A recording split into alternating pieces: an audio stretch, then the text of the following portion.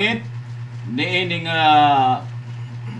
palis nga mga oras kami nagaduol diha kanimo. Una sa tanan, ikaw among pasalamatan tungod kay ikaw man ang Dios nga nagahimo sa tanang butang ug nga makipuhi sa tao. Salamat sa panalangin uban sa kinabuhi ni Brad Kupal. Nag-abot siya ning mga panuiga o tugot sa kahimtang sa iyang nagakadunot nga panglawas.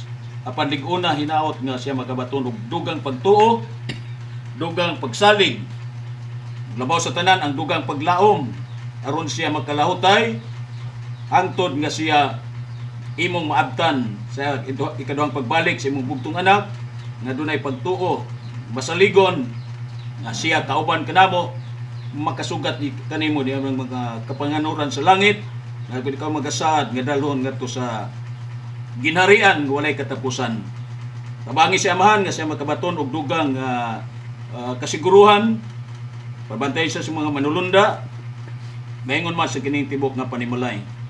Sa mga nagatiman kaniya si sister uban sa iyang bana ug bisag kang tanyo, nagalawom kami amahan nga ikaw maghatag kaniya dugang panglawas uban sa mga silingan nga makatabang sa matag karon ug unya sa iyang temporaryong kinabuhi siya makabaton og kalipay nga siya nakabaton usab og pagtabang sa mga pipila nga suod sa iyang kinabuhi nga iyang siya makabaton man usab og kalipay nga iyang mabati nga ikaw buhi sa tanang panahon o nagabuhat diha sa nagkalaing paagi bisan pa sa mga tawo nga mutabang kaniya. Tabangi si amahan nga siya makabaton sa dugang ni mga grasya ang dobling sukod nga panalangin igabuhos kaniya bisan pa ning tibok nga panimalay.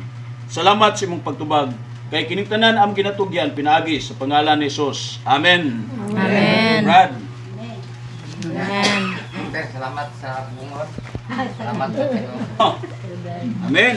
Salamat. Nga buhi pa ta, nya buhi pa pud ni nga makaduaw nimo. Di ba?